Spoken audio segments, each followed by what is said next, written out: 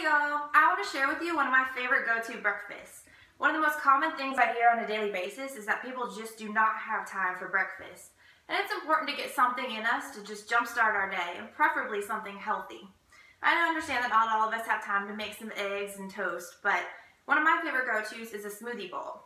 And to start off, I want to let you guys know that I actually alternate between the milks and the proteins that I use to avoid creating a food allergy. You can do this if you eat the same thing every single day, and we want to avoid doing that so that we don't cause inflammation in our stomachs.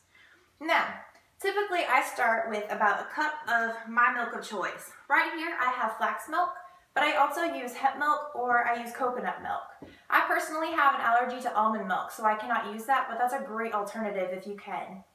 Then I start out and I use 2 scoops of protein of choice. This right here is an organic hemp protein.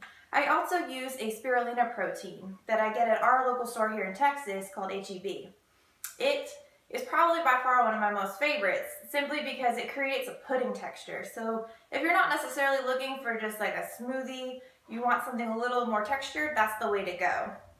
I also add about a tablespoon of maca powder. Now this right here, men and women, this is a great go-to. I got this one off of Amazon, but we do have it in our grocery stores, local health stores. And maca powder is actually a root, and it has some amazing benefits. It creates some energy, it gets that love hormone going. It's a great jump start to your day. I also add in some chia seeds here, and this is great for those omega-3s. I only use a little bit, maybe about a half a teaspoon, and I add that in the blender so that I don't get that thickness from them. I also have been adding in the acai powder.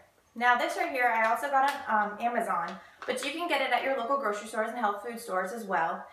It's a great source of vitamin A and vitamin C, and it adds a nice little flavor to your smoothies. And then last but not least, I add in some cacao powder. Now, if you're anything like me, I have a major sweet tooth, so this right here helps me get through the day and kind of curbs that craving for me. And there's also a misconception about chocolate nowadays. Chocolate's actually very good for us. That cacao powder is a wonderful source for us.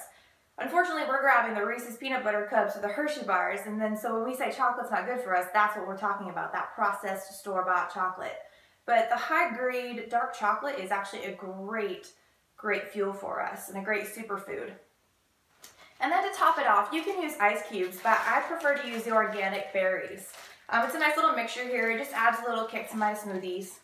I blend that all up, and then I usually top mine with hemp hearts. This is a great source of protein. You only need a little bit, and you just sprinkle it right on top there. It doesn't have much flavor. I'll add a little cinnamon on top as well, but I add cinnamon to everything. And then I also add these goji berries right here. These are absolutely delicious, and they're a great source of vitamin A. And then last but not least, I like to have a little crunch in my smoothie bowl. So I top it off with some coconut chips, and I actually get these right in the gluten-free section at our local grocery store. It gives it a nice sweetness, a nice little crunch. And then I just blend that all up and scoop away and enjoy the rest of the day.